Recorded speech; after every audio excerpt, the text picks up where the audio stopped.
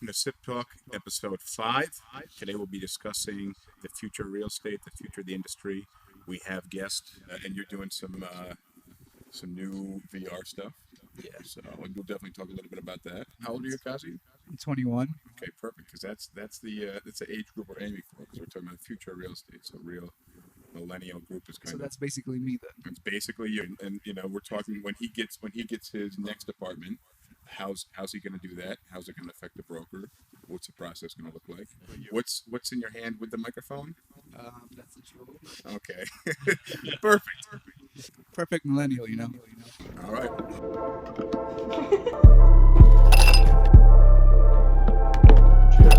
course, as well.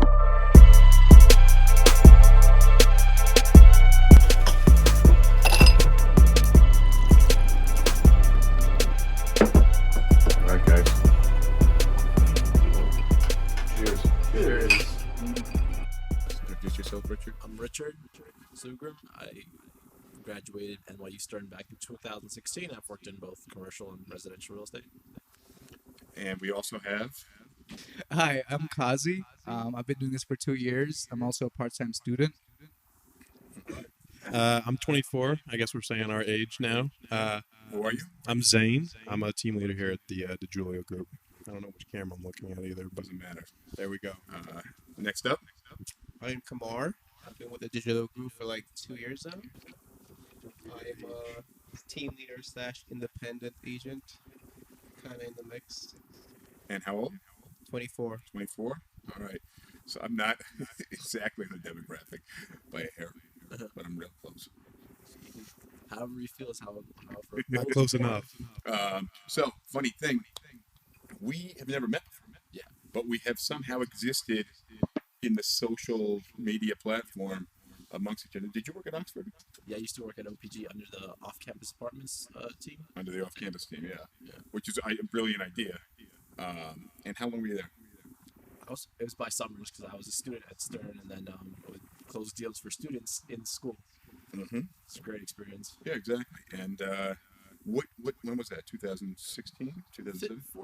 15, 16, 17. Now the guy that actually runs the company decided to close it down. She's not accepting anymore Okay. traffic on it. Yeah, but we existed in the same company at the same time. We've been linked on Facebook, Instagram, LinkedIn, probably through Instagram. But I think we're on some other sources. Well, maybe not Facebook, but we've never met. Mm-hmm. But I'm curious what you think. Where do you think the industry is going to be in 5 years? The brokerage industry? The brokerage industry. How's it going to affect the broker? What's the process going to look like? The brokerage industry, to someone who's 20 or millennial now, we're not aware of your brand. We don't know what Corcoran is or what Douglas Elliman does. Does it really matter? We're looking at realtors as just something that that's an option. A step along the way. Yeah, It's an option. Yeah. Okay. And people are just desperately trying to get away from paying brokerage fees. I think even the laws are being changed against it to limit how much a broker could charge. See the people from City Habitats out there spoken about that. They're really upset about how the city's taking it, especially because of the changing rent laws. Agents have to be able to adapt to a faster. I think the industry is always changing, and it's agents' inability to adapt that they get really frustrated, and they're no longer successful. They drop out of the game because they're not changing. What do you want to say? No, you said. Oh yeah, I mean I think agents need to change and adapt to the times. I think the whole model as it is now is not going to exist in 10 years, and I think in 5 years we're really going to see kind of what you're saying with global warming and the ice caps. We're just chunks of it are going to be. I mean, I think you're going to see it start to erode, and in 10 years, you're not going to recognize it at all. I've heard a bunch of smack talk in the industry about that they're stealing agents, they're poaching it, they're running along, they're doing everything else that a real estate agent shouldn't be doing. They're thinking about services like laundry and cleaning and all these other concierges, masking what the agent actually job is to do, provide optionality. That's why I let my license expire. Okay. So yeah, I mean, but I think the agent's role is changing. I don't think the agent is so much about locating apartments. In the rental world, it really is because a lot of options come and go so quickly. So you need an agent who's seen hundreds or thousands of apartments so that when I hear what you're looking for, I know what you're not seeing on Street Easy. I know what you're not seeing on Craigslist or the Facebook Marketplace. But I think with a rental agent, you need to know the inventory really well. And somebody's coming to you because they want to see apartments. They're somebody who's using a real estate agent probably isn't. They're not looking at all high-rise luxury buildings because that stuff sits in the market a little bit longer. All the photos are available. Floor plans are available. I would say You just show straight up to the building. They have a leasing office on site. They don't need us. but think about how many listings right now don't have floor plans. 100%. Okay. Now, if you're looking at a luxury apartment, I haven't. The last 2 apartments I rented, I didn't see, and the one before the current one wasn't in a high-rise building with a floor plan. I'd been in the building, and I knew what the finish should look like. I knew it was a 1-bedroom. I'd seen some other 1-bedrooms in the building. I knew it could fit a queen or king-size bed. There's a ton of closet space. You took it only seeing a floor plan. Without even seeing a floor plan. That's what I want to get on, because this is why I quit in the industry as an agent and decided to build a platform. It's because I got 2 international clients once upon a time. Right? One lady from California and another person from Indonesia. I said, hey, since you're not able to meet in the city as of now, how about I send you a playlist of videos of options that are available on the market? Mm-hmm.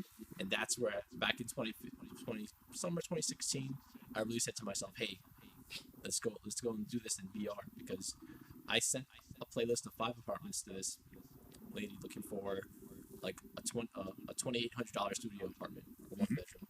Gave her all the options. Like, she already wired me the commission and everything, all that. I was like, as soon as she got off the plane, she's just to get inside, sign the lease, and see the apartment. So it was like. Well, what if she didn't like the apartment? What if she didn't like the neighborhood? She knew she was coming. I think people are very adept and like what the neighborhoods are. They know that like downtown's more bustling with NYU students or younger crowd. They know the further you go up north of Manhattan, the older the age is, right? True. Yeah. Murray Hill's like. But take it from somebody who's done. Well, I don't talk about demographics, and I really, whenever anybody asks me about that stuff, they ask me about safety or neighborhoods. I say, look it up online if you want a crime map. Just Google search NYC crime map. I can't give you advice on that. I can only tell you factual stuff. I can't tell you anything. Outside of that. I used to tell people, oh, you're wondering if the neighborhood's safe for your daughter? Well, I don't see any police lines, and there's no tanks driving around the East Village. It's not a war zone out here. Yeah. But that is something you have to be careful. I've done thousands of transactions, and that does happen where people don't see the apartment. We have a special rider, sight unseen, and I tell people, do a Google Earth, send a friend, have your friend look at it for you.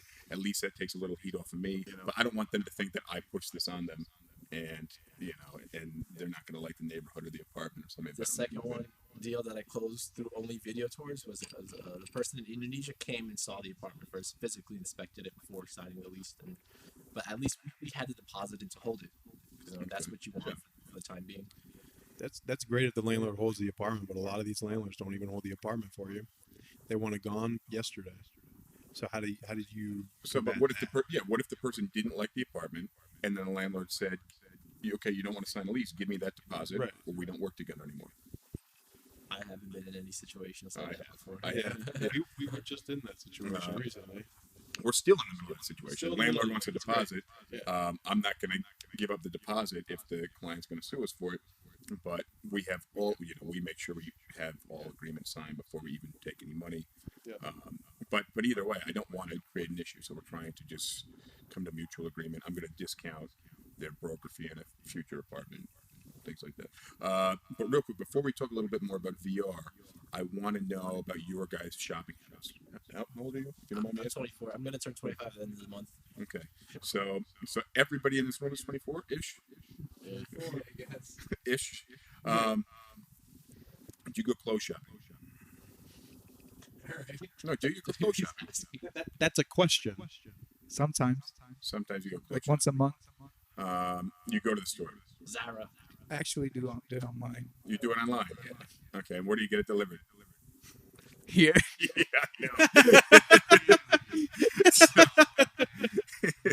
I know. I thought he was alluding to the retail apocalypse just now. Just like you have to Amazon Prime. I Amazon Prime about 95% of my purchases. But I think the retail market and the brokerage market have some parallels, right? But I don't ever think a physical store is going to disappear. At least not in my lifetime or in my lifetime of shopping. I think it very well may, but I think it will. I mean, look at how long newspapers have hung around for. They're free now, though. They're free. You need Instagram. That's where 50% of Americans get their news from. Right. Social media. LinkedIn. I get my news every morning on LinkedIn. Really? Yeah. On the upper right. Yep. All right. LinkedIn's taking off, man. LinkedIn's I read taking all off. the articles on there every morning. Yep. All right. So you Anything. went shopping at Banana Republic in Queens recently. Last month. Yep. And you tried everything on. Yep. It Everything. fits. But I hated it. Is it close to you though? 15-minute walk. It's not too bad. I hate shopping. I hate it. I hate It sucks. Put it together, man. So it's weird you say this because I'm looking for suits right now, and I was looking at Indochino, and they mail you like stuff to try on. They mail you the materials. You don't have to go in the store at all. The only thing you have to go to the store for is to get measured. You can't measure Amazon yourself. Prime You can't. wardrobe. You don't even have to go into the store to get measured. You measure yourself. Yeah, And okay. they make it to your size. That seems like a lot of work too, because you have to send that back if you don't like it. Right. That's why I get it. It's $30 to do it. But I had an ex who used to buy $500, $600, $700 worth of shit from ASOS or not Zara. There's another one. Either way, we get all this shit. She tried it on at night. She put half the shit, 3/4 of the shit back in the bag, That's what it is now. and sent it back. And they were happy because she was spending so much money. They eat the shipping. I mean, shipping isn't that. Look at the post office is going out of business more or less for the last 30 years. Thank you, Jeff Bezos. Yeah, exactly. But that's how she would shop. I want to say that the most cliche thing about, because I used to work in a retail advisory firm, it was Capricorn Retail Advisors. You know, the brands that Amazon's taking our money guaranteed because we're paying a fixed monthly yearly cost, right? It costs $100 for me to be an Amazon Prime member, so I feel the need to get my money's worth. But at the same time, too, digitally native brands that like Harry's, the trimmers, that started online and is now coming to a store. No shit. See that? I didn't know that. Are you guys familiar with Harry's? It's a razor subscription, which I should probably do, actually. Do you have any razors I go What through? about Dollar Shave Club? I shave my head every day. That's a $1 billion company. The founder just sold that for $1 billion. Oh, this year. Really? Yeah. What is it called? Dollar Shave Club. So same idea as Harry's, you said? Yeah. The brands that started online. Joe Rogan. That's But- with my brand too. Like I started via our apartments. So we're gonna speak about it a little bit later, but it was online, and it was birthed. The first lead that I got was through Instagram. Really? Yeah. Do you Instagram advertise? No, No. So it's just your network. it's just a shell that needs filling in with talented Yeah, brokers yeah, such yeah. as yourself. So, But you got a lead? That's crazy. That's I get leads all the time So- on Instagram, and I haven't been advertising. it's a for different few kind of months. lead. It's a broker that's my lead. So Well, okay. brokers Okay. and agents are my leads. No, it's crazy. All right, cool. What were you gonna say? I don't remember. Okay, but I mean, I'm just thinking in terms of us buying clothes without trying it on first physically in a store. The difference is at this point is you can return the clothes. He feels like you can get up right up to the lease signing, see the apartment, and change your mind. But I mean, I can tell you from experience that doesn't always go that smoothly, especially if you're working with an old school landlord who, Which is a majority. when you have a company that has 700 agents and you burn the landlord like that, the landlord's kept it off the market for 2 weeks while your guy flies in from China or India or Brazil, and they take it off the market, and that happens a few times with your company, he's going to be like, screw these guys. And there's a lot of landlords that work like that, and that's why we're lucky enough to be a good-sized brokerage where we don't have too few agents, that we're not giving them enough deals every year, but we don't have too many agents where we fuck up too often. Yeah. Right? So we're a good size, and we manage the deals pretty well and pretty tightly. You talking about DiGiulio Group or Oxford Property? No, I'm not talking about Oxford Property Group. They're big, and there's a lot, and they have one agent per account, and that's why we left them, because we didn't want to pay a co-broke for people that I already had relationships with, but because we were under their umbrella, we had to go through that agent. So Right. who are you broken under? The DiGiulio Group. So you're Yeah, your own, yeah. okay, your own This brand is the fourth year we've We've been straight under the DiGiulio Group. In 2016, I had this email that I applied for a job from this guy. With us? Yeah, licensed real estate salesperson. I had on my phone. Yeah, but you were with OPGNY, and you applied with us under OPGNY.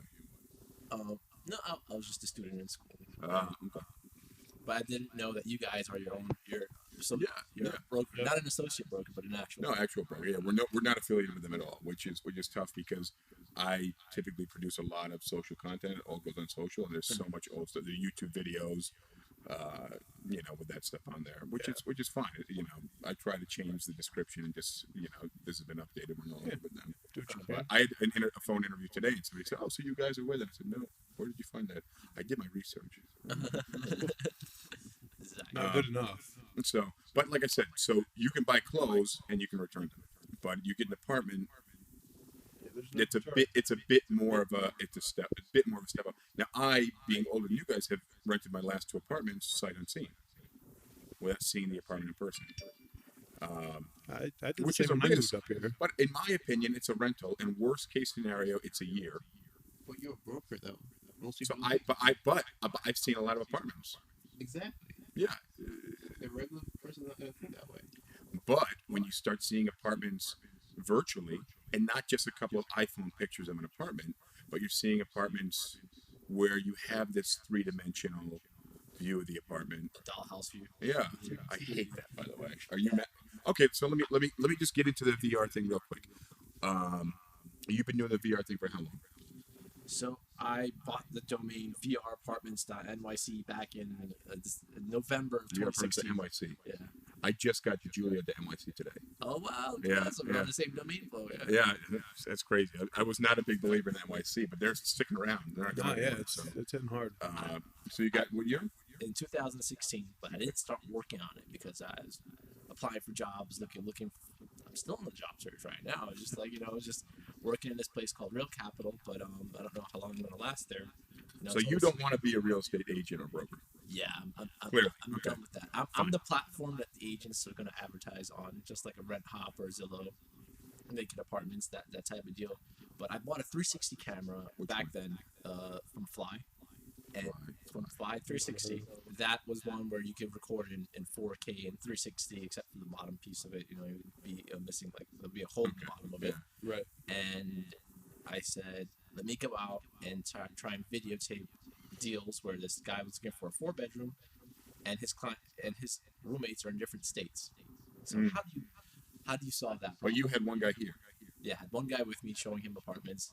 Didn't end up closing the deal, but I noticed the need that in the future for real estate it would be indefinite, that everyone would adopt the technology. It would be on your phone. It would be somewhere there.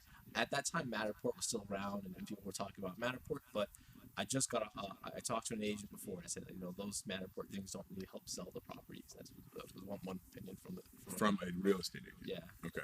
Not a Matterport rep. Not a Because Matterport. they would probably disagree.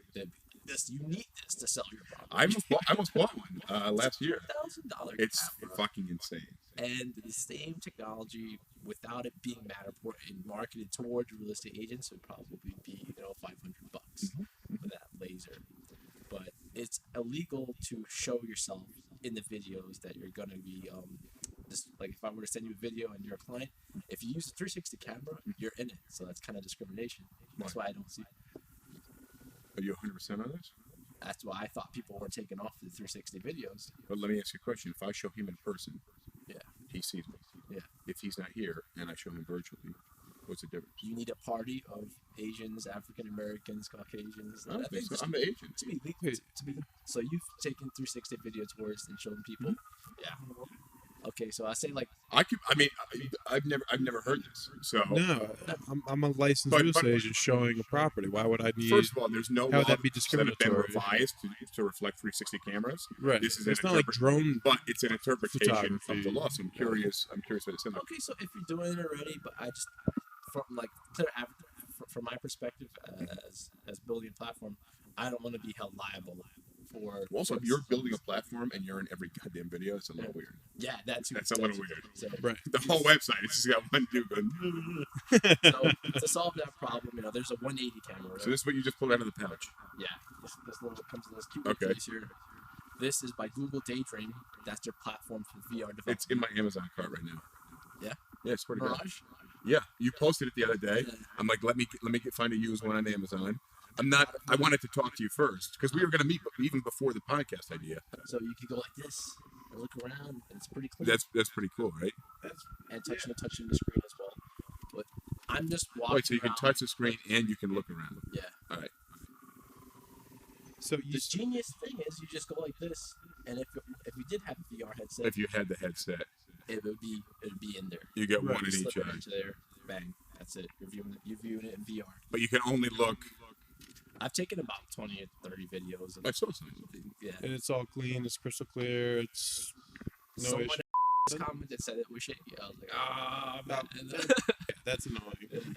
let's see what I do. That's So, not but big deal. And how long do you have? Wait, that's the first thing you got? that was the second camera that I bought Which is years when? later. When? And I bought that camera probably in while I was working in a retail advisory firm. That was in like May of 2016. So Matterport, we all kind of agree. Are you guys familiar with the Matterport? Yep. You're familiar with it? You're not familiar with it?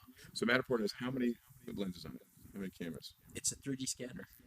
I mean, it's incredible. $3,000 product that Yeah. was built as a business for agents, and I don't agree with that. Like, eventually time will come where the hardware is going to be built into your phone, and you can't be bamboozling people like that. But imagine you need to Matterport a 4,000 square foot home. How long is it going to take you? You probably more familiar than me. I don't know. Oh no, It's going to take you I half have the no- day. 6 hours. Yeah, because you got to Easy. replant the camera, in move You out, step and then it out. scans. Yeah, Right. and then you replant the camera 4 feet forward, and you step out, scans, up, every 2 steps, up.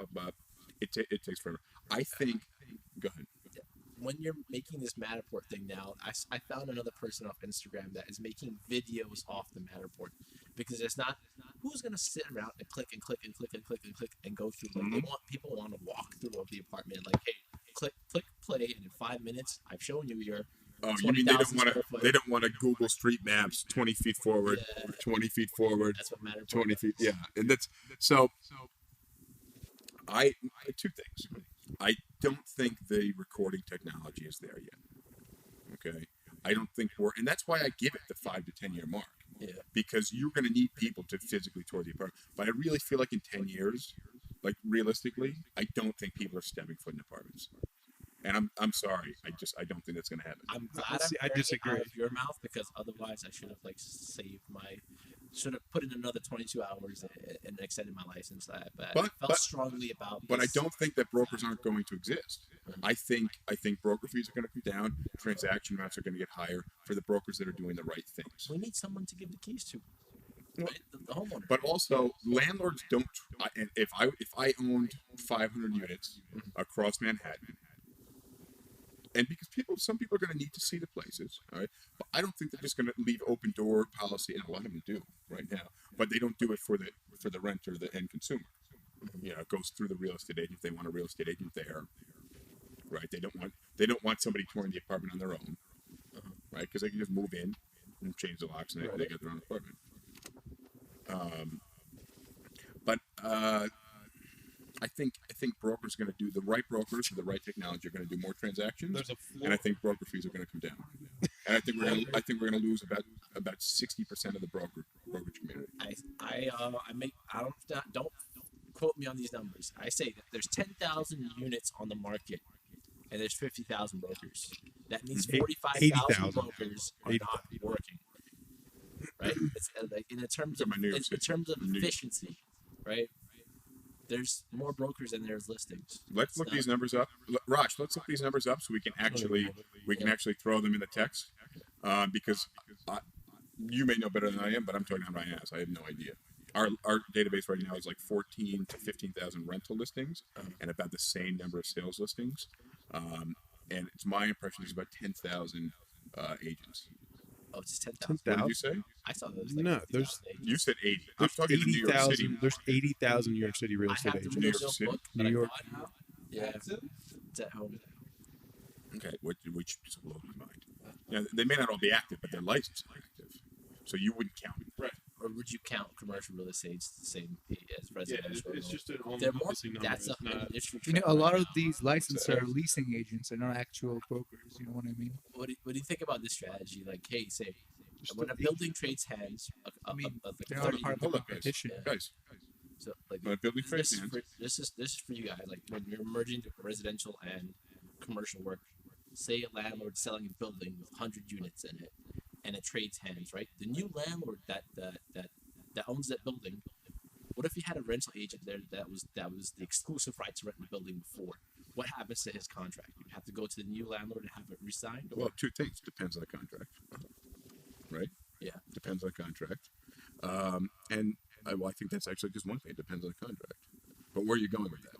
I'm saying that the future of residential real estate kind of depends on commercial because you're looking at that transaction okay. volume now. Okay. If 50 buildings trade in the course of a 2-month time period, there may be 45 agents out there with the exclusive right to rent that doesn't have it with that landlord anymore. So you got to be that top tier agent. That happens. We have a landlord that just dropped like 80% of their portfolio, and I'm trying to get a hold of basically where we need to go for our next contact, and I don't actually think I'm going to get it from my current contact with management. So I'm going to need to actually dig deep and actually go. I'm going to tell you a horror story. So let's say you get that building. I'm gonna re up my drink here because speaking of horror stories. Let's say the vacancy rate on that building, or let's say you get a portfolio of buildings, right, is like 5 to 10%, and you now go and take video tours of all the units inside that building. Every time something comes up, it automatically that is the idea behind my business is that these buildings are trading. That there's going to be a virtual reality tour of it, and then there's going to be one agent per building. I mean, That's handling. I want to know the guys that have the exclusive right to rent.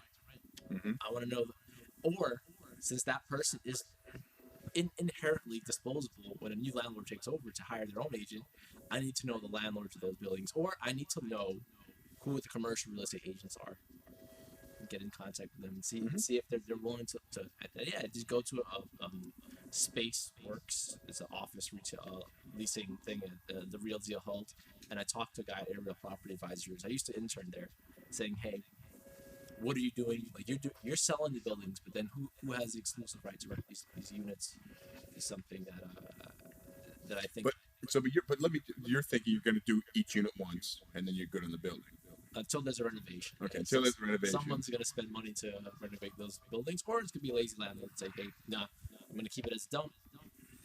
Well, but now with the new laws that they can't raise the rent quite as much as they used to, a lot of landlords right now are not renovating. Which I'm just like, oh yeah, trust me, the unit's going to be renovated. And then we go there, and I'm just like, oh, let me just call and just make. They haven't started yet. That's crazy. Let me just call, and it's not going to get done. That's the new law. Because why? Because somebody's going to rent it anyways.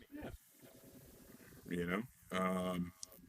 So what I'm saying is I'm not crazy about the hardware what we have on our end. There's another decanter there, by the way.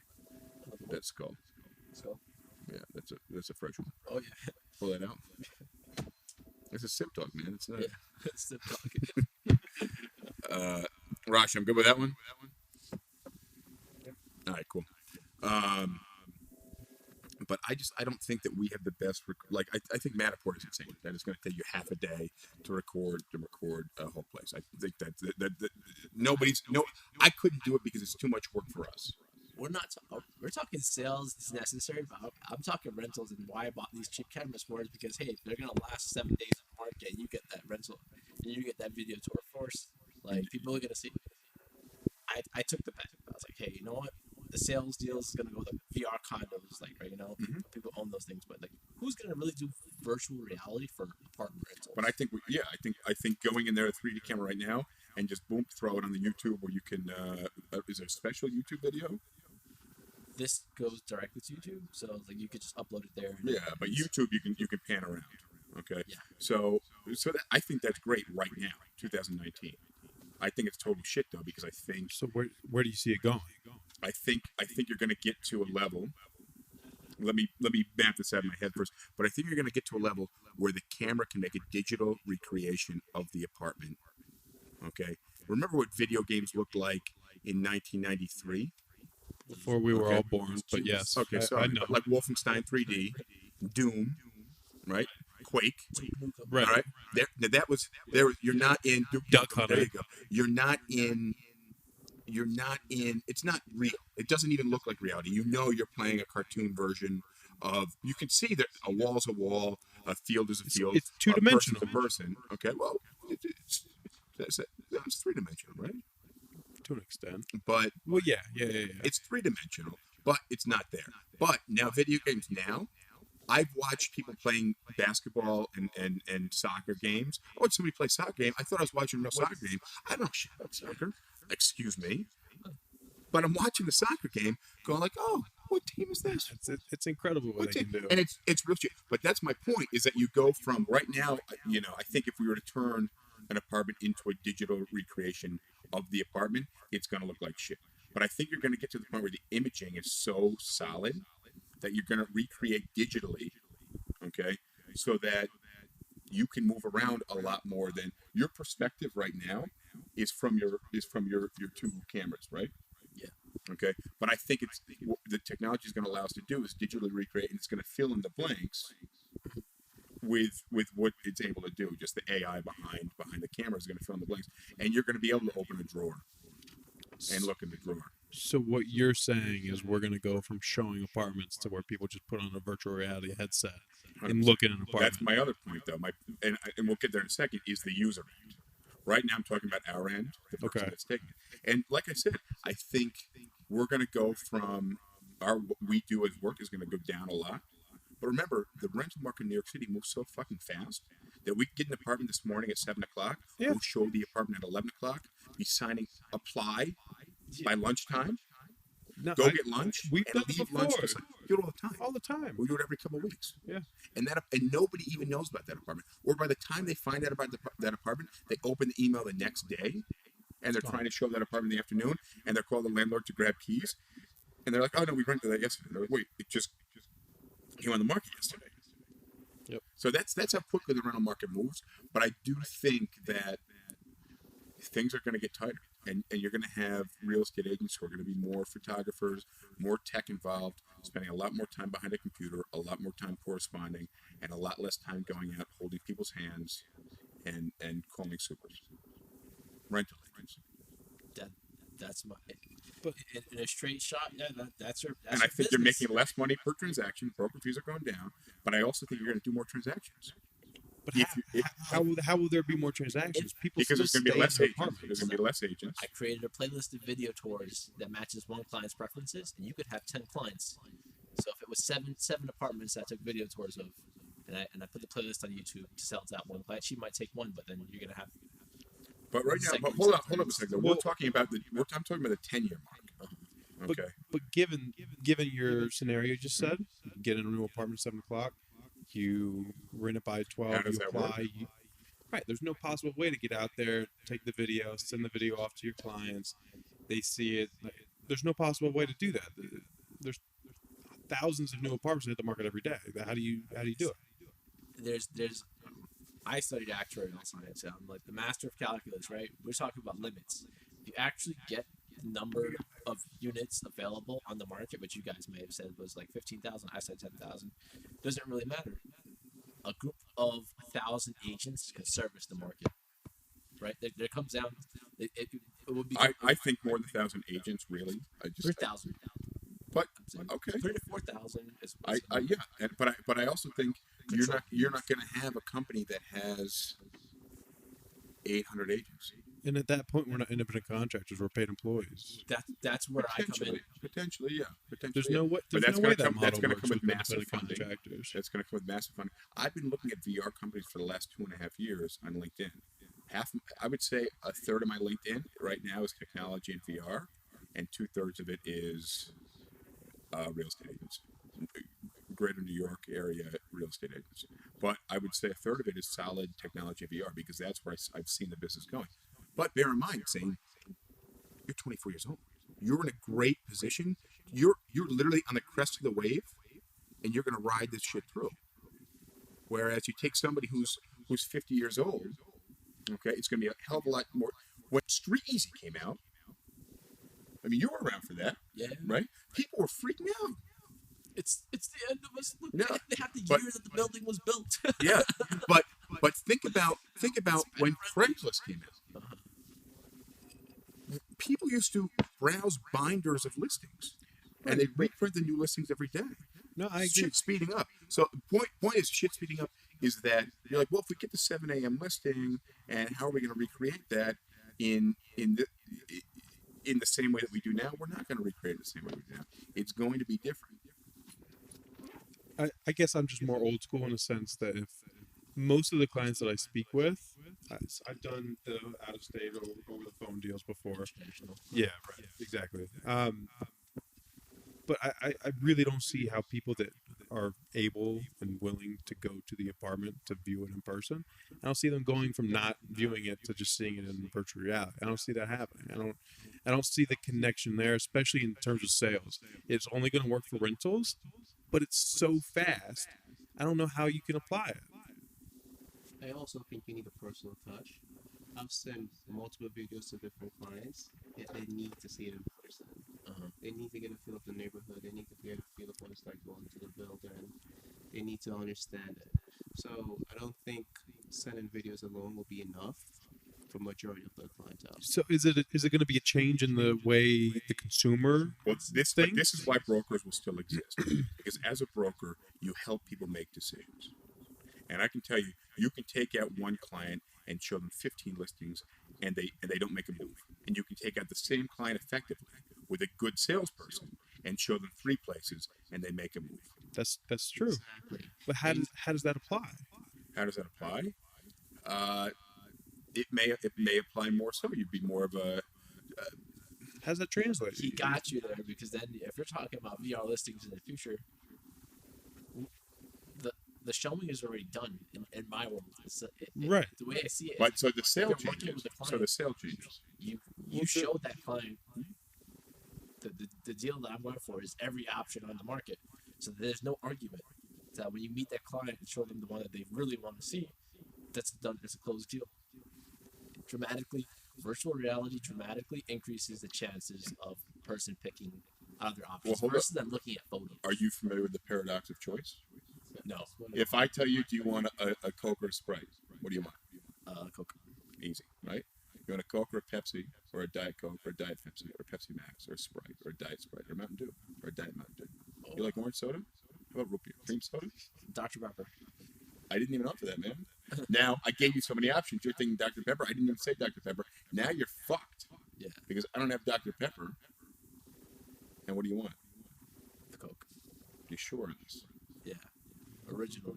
And now, okay, I see what you're. But so the more choices are, the more difficult it becomes to make a decision. That's the paradox of choice.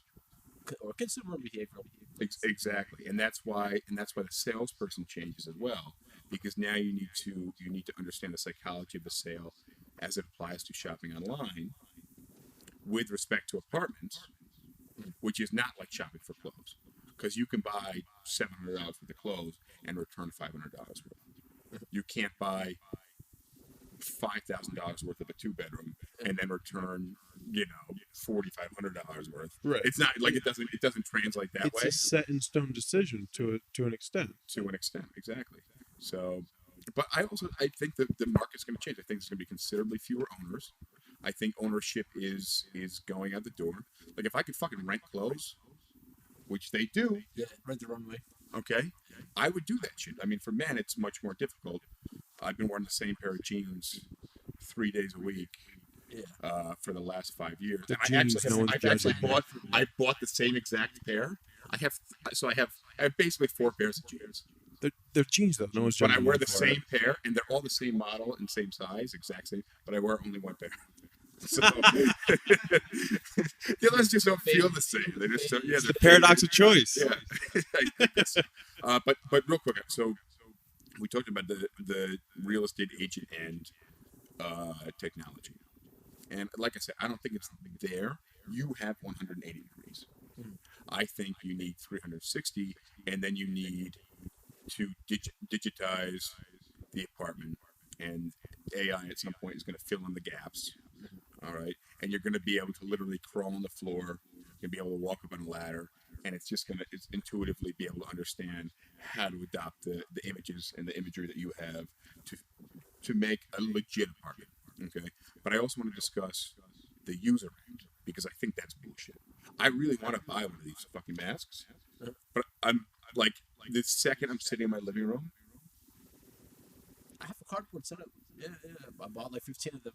The second, the second I'm sitting in my living room with a mask on at home on a Friday night or a Monday night, Yeah. like I fucking lost, man. I'm done. Yeah. You put the VR headset on? Yeah. I mean, one, I'm going straight to porn Yeah. That's because I just want to know. But when Curiosity it comes to apartments, or it comes to anything else, I'm gonna feel like such a loser sitting in my apartment with a fucking Samsung Oglatron on my fucking face. Oglatron? I like that. They should. Oglatron? Yeah. They should trade. You should trademark that. Listen, he came from the era of the original transfer. I mean, I watched Demolition Man. All right, I know about the 3 seashells, which you guys don't even know what that is. Not a clue. Not ashamed to. Give me not 5 ashamed minutes. to say I'll it. say. But the point is, I don't think the user end technology is there. You guys may be cool with putting on some goggles and sitting in your apartment and browsing the internet. But I don't think so. I don't think it has anything to do with the technology. I think it has to do with, especially when it comes to sales, you're making a large investment. It's a 30-year investment most of the time, 15 years, or you're just paying all cash, which still it's a huge investment. Mm-hmm. I don't see people not taking the time to see it in person. So where does it come into play? You guys are younger than me. I feel like that's like less than 10% of the market. But are you speaking for yourself? No, for most people. No, I'm most clients I interact with, they need to see the place. I'm genuinely curious what the statistics on that are. I'd like to see a case study. In terms of the next generation. Right. Feasibility wise, well, you have an entire industry of agents in New York City.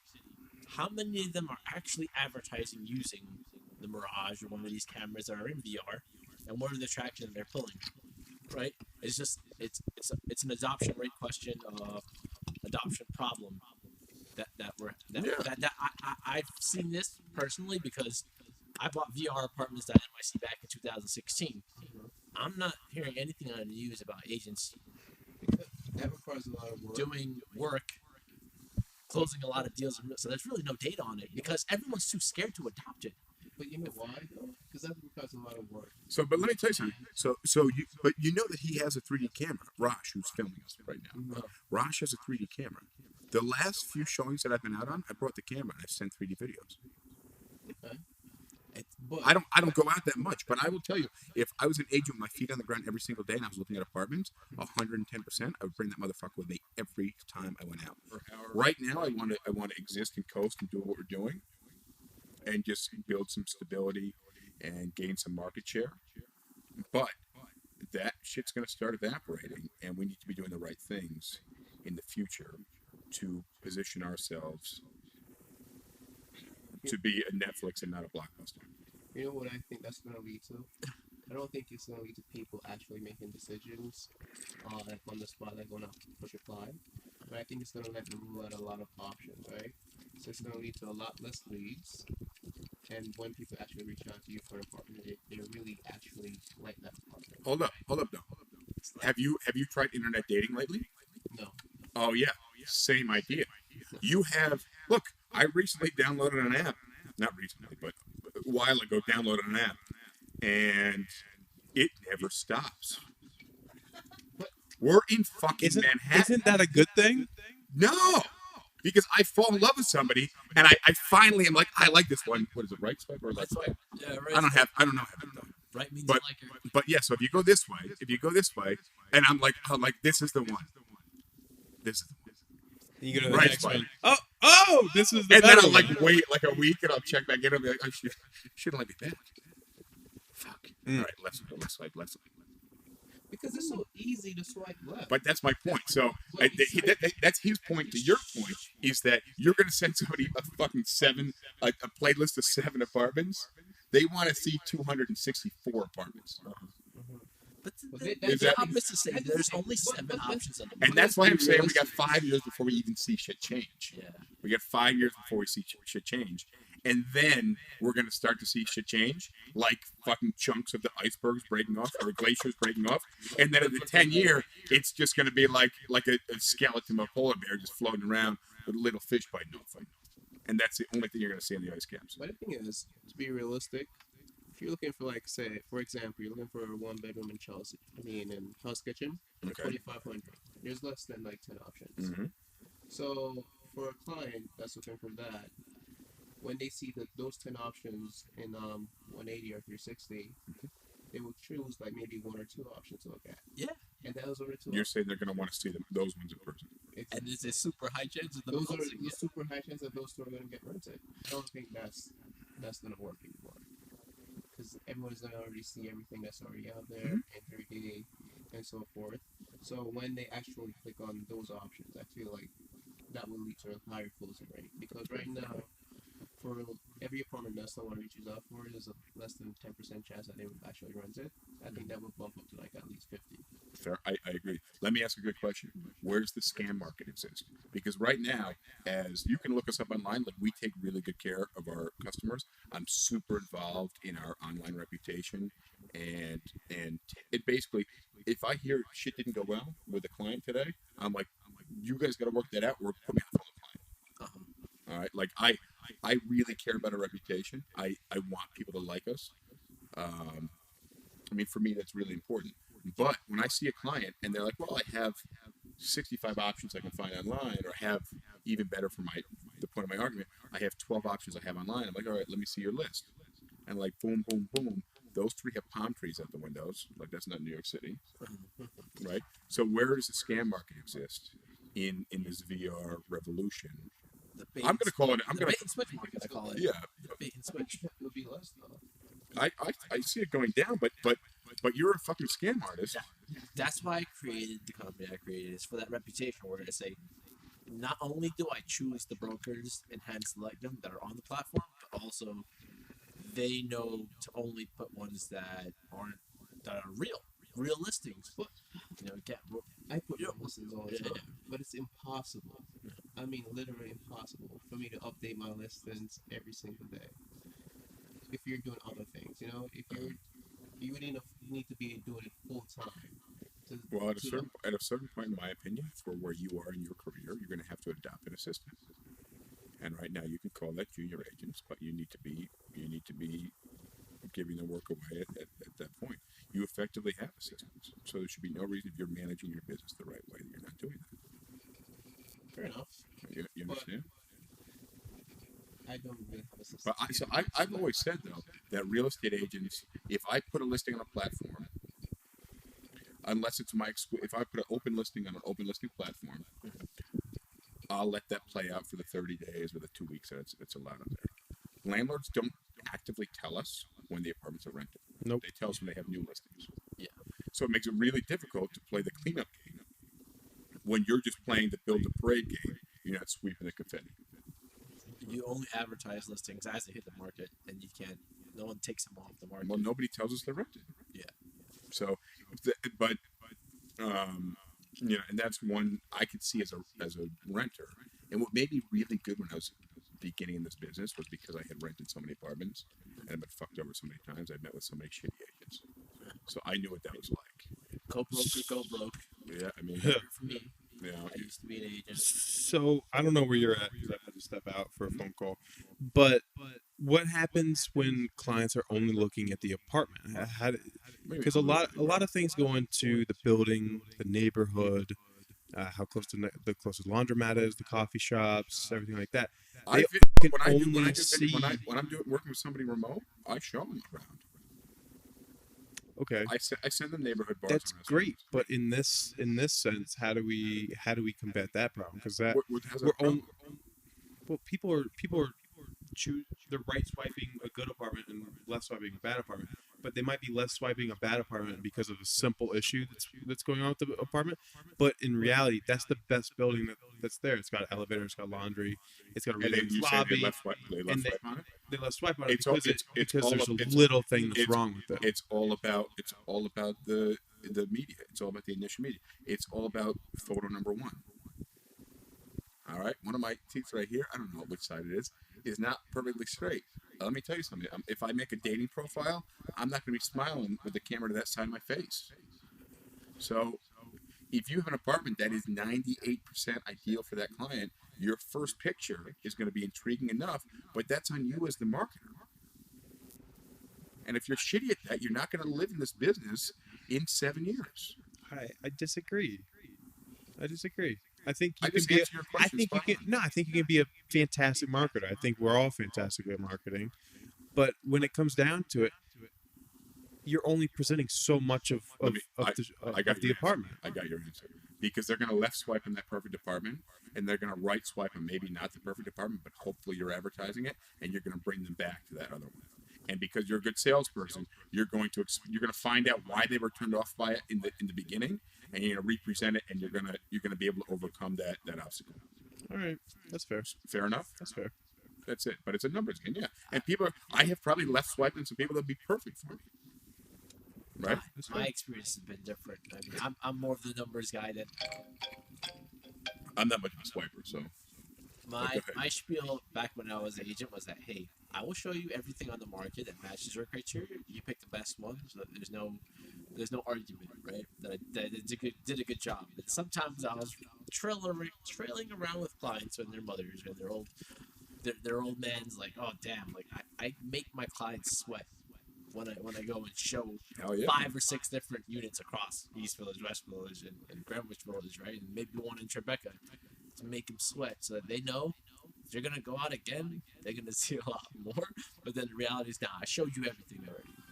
So I don't know. A lot of the talk has been about what the consumer wants, and I really believe that the marketplace, like with Nestio, like when it comes to technology, with these listing departments, Nestio, all just to define Nestio is a listings database that also hosts brokerage websites and acts as a CRM.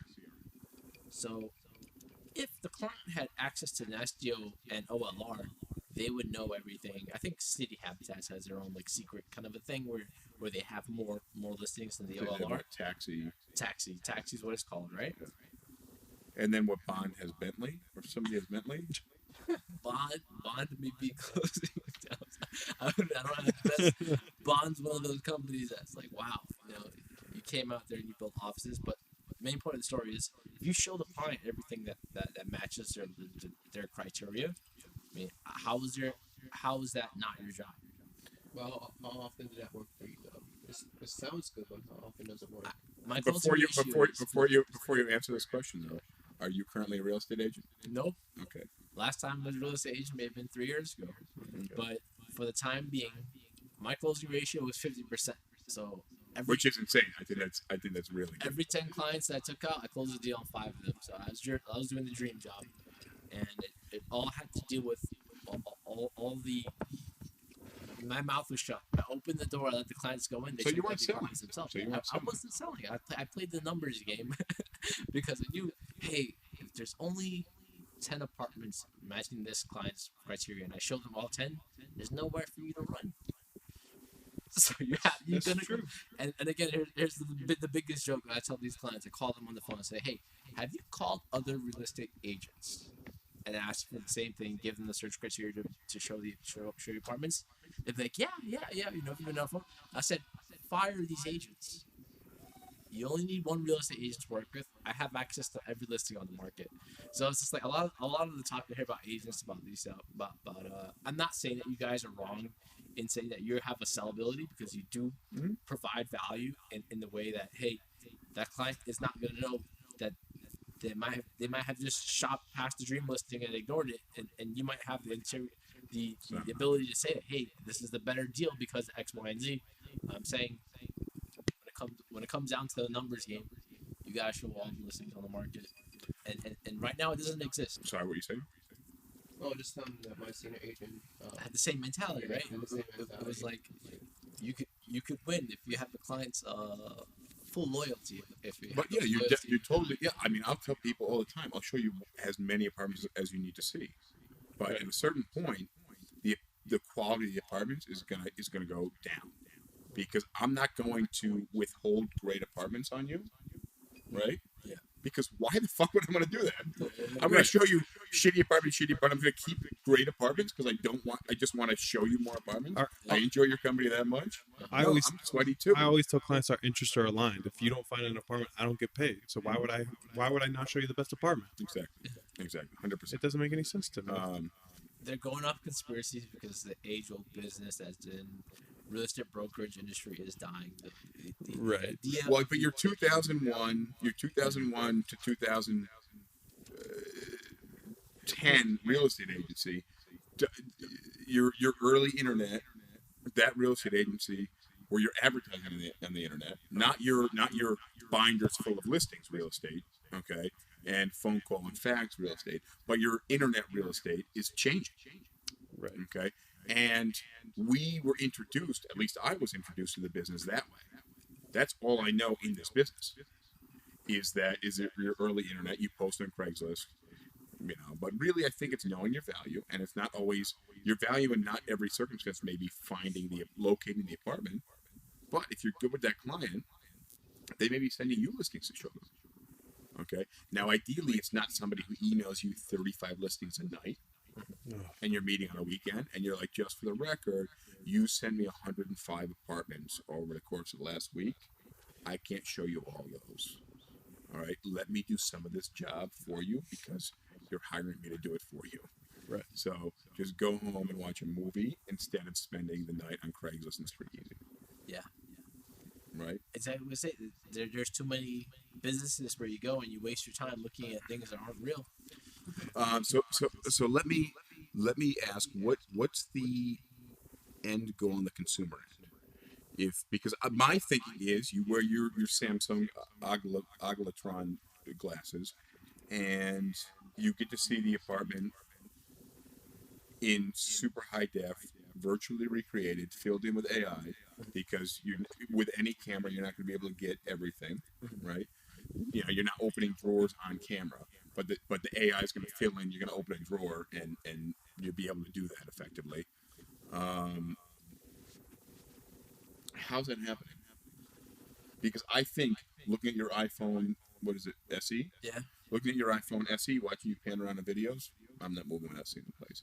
I'm not speaking for myself because I've moved without seeing the place, but I'm speaking for the three of these guys who are a decade younger than I am, plus, who aren't ready. But I will tell you, all of your kids are going to live in your basement. No, you don't have basements. I don't have a basement. exactly. But I think the business is changing. That's not gonna, people aren't gonna need to see the place in person. I think the dark reality is, even though you're saying we're 5 or 10 years from it, we're at that stage now where this coming from me is my personal belief. If I can recruit 2,000 of the best agents in the city, you would run the city. You would own the market. I agree.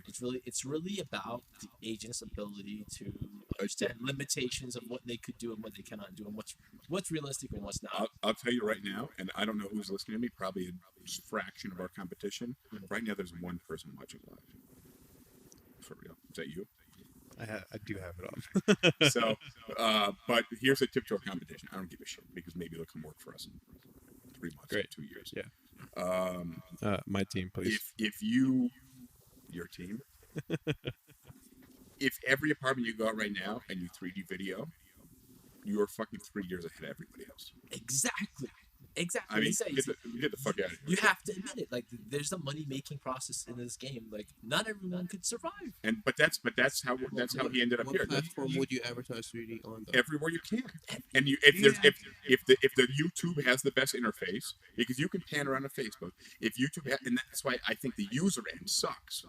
But if you can link back to YouTube and that's the best option, then fucking link everything to YouTube and throw in your link. If you don't like this, go to YouTube.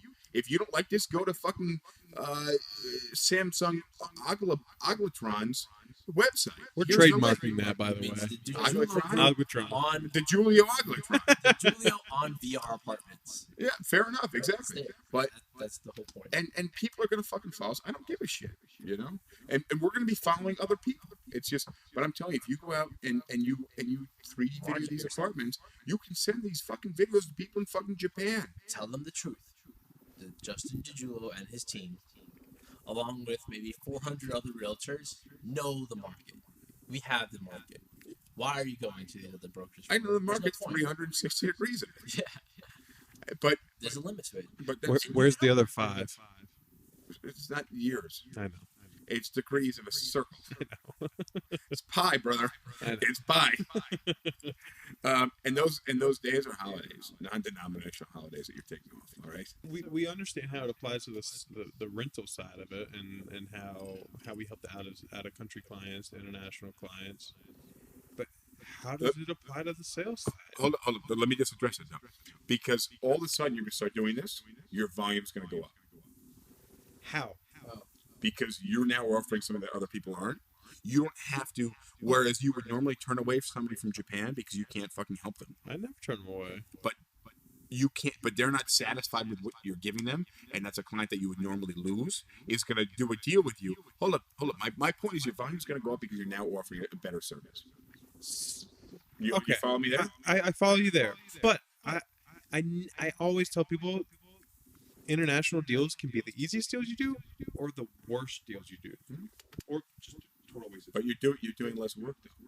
Doing a lot less work, but it's also a lot more stress involved because these people aren't seeing the The apartment. more you person. do, the less stress. They're signing agreements, but that only does so much. It's all about branding. Is the actual answer to that question. Is like who is that? If you're the trustworthy guy to go to, that just hey, I need an apartment. This is what I want, and you get it to them that instantaneously, you win the market. I mean, Okay, yeah, that's fair. if somebody moves into How an many apartment brokers do I need to go to? that they're not happy with, Just one. if they're not happy with it, that's on them. It's not on you. Right. And If the touch clothes on don't that, if the they- clothes they don't do fit, really need to if go you on buy the those website. clothes online and they don't fit, are you upset with the brand or you're upset with yourself that you didn't order another size? You're upset with yourself, man. Right. But to touch on your point, you only need to go to one broker. So many of these people just shop around. They shop around for a week. And lo and But how? behold, Let me ask you a question. How many department stores are they shopping at that offer showing in person that will show your friend who's here in the country that'll also send you a 3D video that are going to FaceTime you from the apartment? You are the department store, right? So they can shop around, but they're going to turn up at a dollar store or a fucking Taco Bell. well, I don't want to be a department store. Taco Department Bell stores are going out of business. Every restaurant is called Taco Bell. But one of my biggest dreams was getting virtual reality out in the rental market. Well, because I you know- and I are going to talk more about that because that's 100%. I told you for 2.5 years I've been trying to connect with somebody who's into the VR thing. But what we'll do is we'll talk about a potential collaboration. But really, what we need to talk about is funding. Yeah. You know, was about to I say- have listings, you have technology, and you have a plan. in this business, you're only as good as your marketing budget. Yeah, fair enough. You know what I'm saying? But that can be a positive or negative on how you take it. But it's really all about how many people know that you're the guy to go to. You know, are you the guy to go to for this? You know, the one thing about this is that when you can't give out the exact address for certain apartments. Sometimes. For certain apartments. So that's going to be the challenge. Like, say you show like, maybe. Let me ask you a question. What do you need to know the exact? If I'm buying a car online, do I need to know the VIN number? If you give me the Carfax report, if you give me the Carfax report and you cross the VIN out and you give me every other detail on the car, I'm not concerned with the VIN. To be honest with you. That's a car though. No, the VIN If doesn't you matter. tell But me knowing that the apartments on 79th Street between Broadway and Amsterdam. People don't trust Are they you. answering? the People actual don't trust you if you don't give the actual address. That's New York City rental agents are the used car salesmen of New York You're City. talking. You're saying open listing wise. Yes. Effectively. Generally speaking. When you put yourself out there that you guys aren't No, we're not. I totally disagree with that statement, but that's the general public's perception of us. No, That no, is, it's there are a always- lot of people that think that. There are a lot of people that think that really have a lot of disdain for. There's a lot of The people. biggest problem. There's a ton of people that I've met with that have lived here for much longer than I have, 20, 30 years, and they think that way. They're like, we You got- shouldn't I be don't trust putting you. down our population of real estate agents because the truth is some of them are like really spectacular people. Like, absolutely. I think you're that's undervaluing yourself entirely. I think, and even some of the things that you said is not fully understanding the value of a real estate agent, because when I get a client, I think the value that I provide to that client is in like super depthful knowledge of the market. Okay, the ability to understand and get inside your head and know what you're looking for from your perspective, and then match you with the perfect places, and then you see what I know is the perfect place for you, but you're hesitant, and I'm just like, you need to see 19 more apartments to make your mind up. Am I going to show you 19 more apartments? Probably not. May I show you 2 or 3 more? Yes. But in showing you those 2 or 3 more, I'm going to break whatever limited buying belief that you have that you think you need to see the 16 more apartments. Right? that's where I'm going to be for the next year. I need to know. But I'm going to tell you that if I'm showing you 19 apartments, I'm not a full broker fee earning broker. If I'm a mechanic that you have to bring your car back 6 times for the same problem, I should be discounting your last 4 trips to the mechanic. Yeah. Right? Now, if you bring it in and I fix it, and I'm like, that's going to be $6 grand, you're just like, oh, fuck, $6 grand? I'm like, yeah, well, the problem could have been worse. If you were to talk about funding and say that, hey, there's a marketing budget for this, my social media on Instagram isn't able to be promoted. So these are little problems that come into place where, not everyone's just gonna go and flow into the DiGiulio Group for virtual reality at all of an instance. But like, that's one thing that I want to do because it's just like, there's a vast sea of agents that don't know what they're doing properly. If I were to go and put my A hands sea of agents? I would say, how much of the earth is ocean? 67%. I would say 67% of the agent population has no fucking idea what they're doing. It's just, there's no leadership in the industry, even when it comes to commercial. It's just like, everyone's out there doing their own thing. But like, I'm trying to position myself to be the kind of person that says, hey, I'm going to make calls about the market in the future, and if it turns out right, I win. People are going to start believing the things that I have to say, which is like, hey, Justin DiGiulio's could make a difference in the way he runs his own organization, where he makes it mandatory for each agent to bring in one VR video tour of an apartment, and then that's it. If you have 30 people underneath your team, every week you have 30 listings in virtual reality. That's better than the agents that are. Which is better than 99%, 98% of the brokerage population right now. Corporation. Raj, edit the name out, please. Sorry, you interviewed with a large company. Yeah.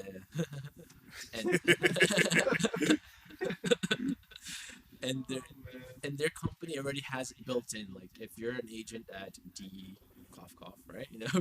And you wanted a virtual reality tour, it would already be done for you. But they're not using it. But that's why those companies may not exist in 5 or 6 years. But let me tell you something real quick, because this is something I wanted to get out of my mouth like an hour ago, and I think it's absolutely fascinating. Do you know why Times Square is called Times Square? No. For real? Where you from? The red light district, right? Where are you from? Trinidad. Oh, no shit, really? Yeah. I didn't know that. So most native New Yorkers don't know this shit. Times Square is called Times Square because the original New York Times building was built in Times Square. It's similar shape to a Flatiron building on, I forget, either the north or the south end of Times Square. I don't know if it's where the ball drops or not, but it was built around New York Times. All right? Crazy, right? Didn't know that. Yeah, no. What about Herald Square, which is right here? What's Herald Square named after? I don't know. The New York Herald. New York Herald. Yeah. All right. Do you know what the New York Herald is? The fake news? No, it doesn't fucking exist. It's out of business. Okay, so All right. Do you subscribe to the newspaper? no. I didn't think so. No. You have the newspaper? Nope. You get I've a had- newspaper? You I do? want the real deal. LinkedIn. What newspaper? just subscribe to the Time. You had the Times? The Time. 7 days a week? No, just the Kindle version. The Kindle version. All right. Point is though, is that one, you didn't know Times Square was named after. You didn't know what Herald Square was named after. All right. No, Herald Square doesn't exist anymore. Building was built in 1908, demolished in like 1921. The building only lasted 13 years. They merged with something like the New York Tribune or something. But these are major publishing media establishments that parts of New York City are named around. All right. I want you to imagine Snapchat circle. Yeah, Snapchat. All right. Let me think. TikTok Square. Where are you going with this? Where I'm going is just that shit's changing. The media that we use is changing. Well, innovate or die. What's that? Innovate or die. Exactly. We're moving from regular, buy one get one to like I have access to all the market. Like, you ever heard of the tail end of Netflix? They just raised a ton of money, like $2 billion for new content. The tail end is that little distribution of like let's say a whole distribution. Like everyone likes the Avengers, right? And that's like a huge piece of the hump. But the lower where the tails get skinny on the whole graph, the U curve, the bell curve is where people find niche things that they're interested in. Mm-hmm. So, but there's big money in that, though, for real. So what was less population? But what was big back in the past is like little now. Mm-hmm. So real quick, because I'm going to give us 4 more minutes, because these guys getting tired. RT left; she just peaced out. Yeah. What's your social strategy? How do we connect? Honestly, you hit me or I hit you first? I think I hit you, and there's a reason for that because I knew you had your own. You had big presence in real estate. I don't have a big presence in real estate. Very small market share. There's no market share, but like right now, it's in terms of attitude, it's like the right kind of fit that I'd want to say, hey, on my website, like you could have your own spot. Oh, I can have my own spot. On your website. Yeah. Oh, thank you very much. I was thinking. Reached out to another person. I worked a month with them at Axe Realty in Bronx. So I'm saying I have real estate agents that I know that could work the Bronx, but like has been open for me to say like who's gonna be my Manhattan guy. I was like, I did video tour one of Ryan Serhan's listings back in the past, but I don't look like that's not something that I could reach towards. I'm really looking for someone who could put it out there that they're on a platform.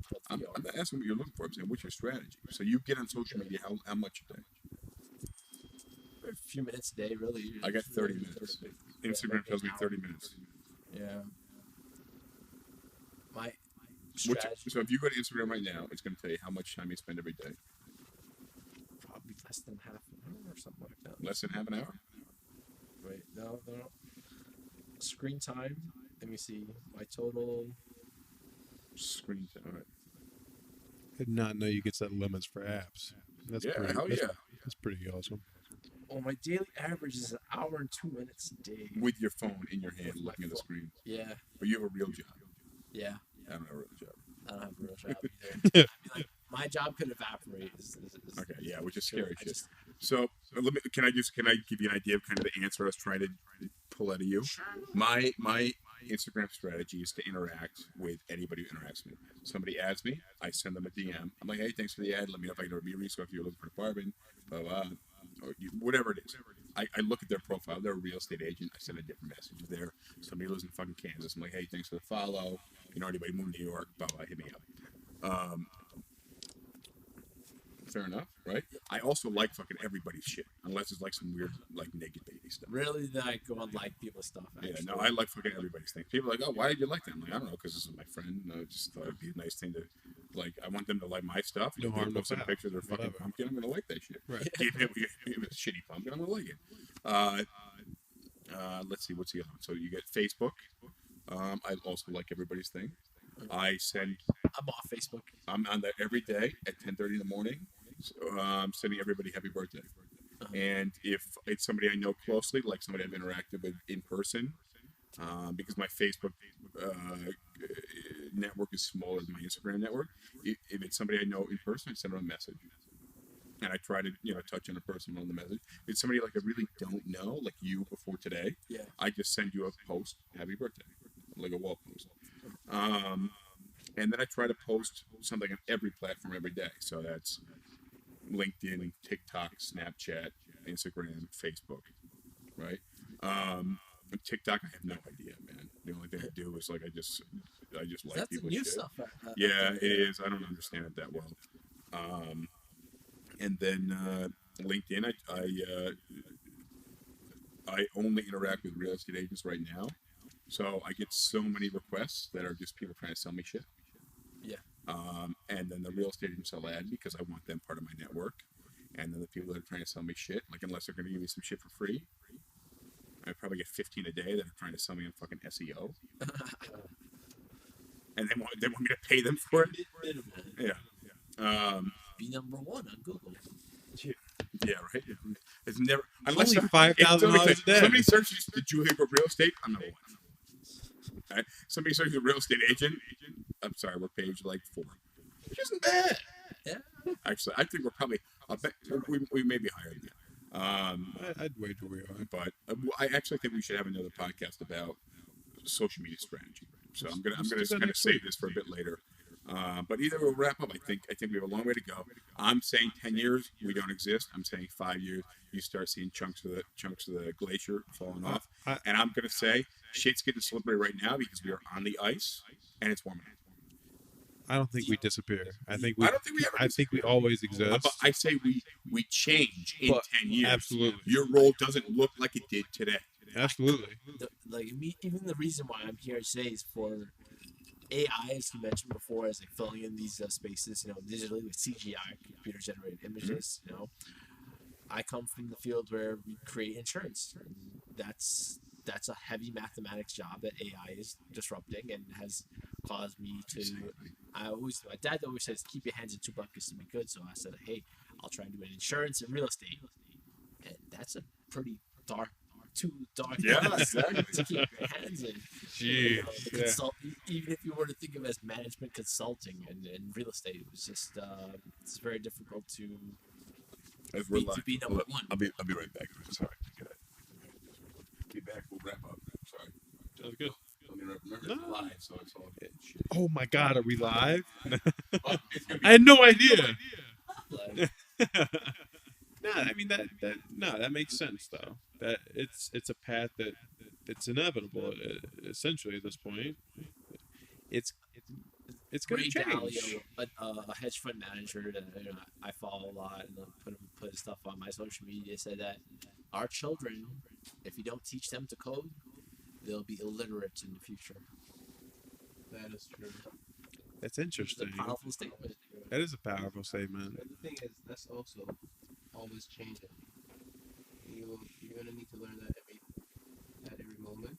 I don't think that's gonna be possible. Well, what's the next step beyond code?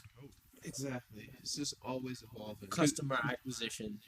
I'd say like things like that. What has your experience been being with the DiGiulio Group? Because I met your boss off of Instagram. So for me, I grew up in Charleston, South Carolina. Justin has a mutual friend. Justin lived in South Carolina for a little while. We have a friend in common, and the first time I came out to New York City, I met Justin. He offered me a job. We kind of hit it off, and that's why I moved up here. So the experience with the DiGiulio Group is I've basically developed a family outside of my family here. This is my extended family now. So it's been an incredible learning experience for the New York City real estate market, for everything New York City has to offer, essentially. So it's been a fantastic experience for me. I can't speak for Kamar, but I'm interested for his point of view as well, his perspective. I want to know, man. Like, this kind of Christ thing. almighty. Sorry, excuse me. It's like Christ almighty. Sorry, I forgot that we're live and we're not. This isn't the official. Yeah, Kamar, you were saying something? Oh yeah. So mine is kind of the same thing. This has become like an extended family here. Because when I just moved to New York City, it's just me and my mother. So it's kind of a new. It's like a adopted family, I guess. wow. What was it? Where did that originate? Talking about like what it was like being part of the DiGiulio Group. Yeah, well, the DiGiulio Group is really a response to the people that I've been surrounded by. So when I originally started as a team of 2 to 3 to 4 agents, and I always had I just ran a team at a company, and I recruited the new people from the company. My first person that was on my team was a new guy who was a terrible agent, and I just said, look. Was it Adamson the band? No, we're talking 2010, 2011, something like that. Kidding. Yeah, but he was terrible agent. I'm just like, and he didn't know what he was doing. So like, hey man, I'm double booked. Like, what I'm going to do is I'm going to give you 3 apartments. You show this client, but I talk to the client for a minute, and you just go and show them. Right? And that actually worked really well. But it doesn't work to be teamed with one person. No, it doesn't. Because you just split your commission. Right. So then I put an ad out and I hired somebody. And she came in. Her and I are still super good friends. She's no longer in real estate. But I trained her. And then I basically trained these guys to be able to... I was really good at generating leads. So I got more leads than I could handle, and I would hand them out. And I would train my guys to do the same exact thing. And we got to a point where they understood what I was doing. They started to learn the market, and there was no reason for them to continue to split commission with me. Yeah. So they would just go independent, work for the company.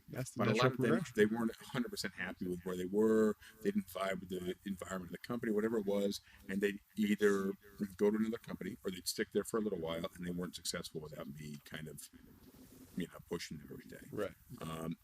But for the first couple of years I was in the business, I worked with two to 3 to 4 agents at a time on a team.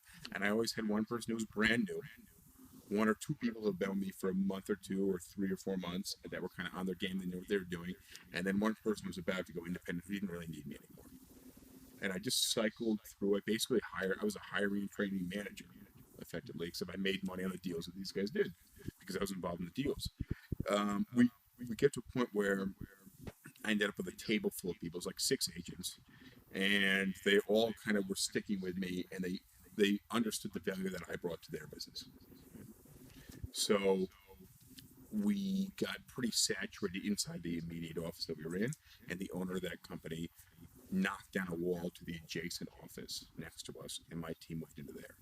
And we ballooned up to about 12 agents, and then the original office lost. They were saturated, which is why they moved us out, but then they lost a lot of agents. And they lost a lot of agents, so they were like, we have all this space here. It's like 8 to 12 months later, we have the space here unoccupied. We're paying additional rent for you guys. Come back with us. We're going to rent that space out to somebody else now that we've rented it. And my team was like, you know what? We don't like the vibe anymore. Now that it's been diluted and there's other involvement in it, it's a different vibe. We don't like the environment. No. So they're like, we went out. And I'm like, guys, come on. Like I love where I was. But they didn't. There was a lot of micromanagement from kind of above me. They didn't like the vibe. And we had a few dinners, we had a few sit downs where they're like, look, I'm moving somewhere else with or without you. And I said, all right, so tell me what you're thinking and what you want and what you need. And we recreated that, but under OPG. Okay. Under a different brokerage. Raj, can you edit out the brokerage name? So we went to another brokerage, but we had a team. We had a lot of negotiating power. So I actually interviewed with a lot of different companies. I went with the one that was the most hands-off. Okay. And we opened our own office, and I paid desk fees for every person that was on our team. And we did our own thing. We had our own listings. We had our own website. We did our own hiring. We just had basically the insurance and the brand image from the larger company. That was it. And at a certain point, like, our expenses got a lot larger. We got kind of offered this office here. And I was questioning why we were affiliated with them because you guys don't respect brands anymore. It's just you guys buy ASOS clothes. I wear ASOS clothes. I don't even know what fucking ASOS is. I don't know what ASOS is either. I don't know what the brand identity is. But you mean something Ralph Lauren or fucking Tom Ford? I will fucking dive into those clothes. All right, but I'm going to wear a shitload more ASOS higher Tom Ford because it's cheaper. Exactly. But point is, like, I don't identify with the brand, but I still like it because I like it. So we left that company. We left OBGY, and we moved into this office. And I never wanted to. When I was with the original company I was with, he's like, "Oh, I want you to open another office." I'm like, "Bro, I don't want to manage an office at all. I want to do deals. I'm really good at fucking doing deals. I'm really good with my team. I'm really good with our clients. The only thing I want to do." But I have made decisions based on whatever fork I met in the road. I made the best decision for that. And here we are. And we continue to make the best decision, given now I have to levy the opinion of fucking 100 people. And when a mistake is made, I got to own up to it and say it's my fault. I got to take the blame. And when some good shit happens, I have to say, good job. It's all this guy. Right? Which is a shit place to be. But, like, as long as the company's growing. I think you embrace it well. I do. Question for you. Mm-hmm. What has changed between 2010 and 2019 in the real estate business, such as getting leads or? Well, I'm no longer a real estate agent, which has been the biggest. The biggest thing for me that has changed is I went into the business world as an engineer. All right, I went to school for being an engineer. From middle school, I wanted to be an engineer. All right, I love math, I love science, and then I went into business. And then I thought I wanted to be in the corporate world where you build your way up.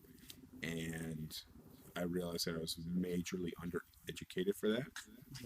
Morgan Stanley was like, no, well. It's like, no, you mean Northwestern Mutual. It's not a joke, man. That was a joke. So, camera. Camera. You got it. But I went from engineering to this bullshit being 21 or 22 years old. Think I'm going to be, in this corporate world with zero experience. And I struggled the shit out of that. And then I moved to South Carolina. I didn't have a job.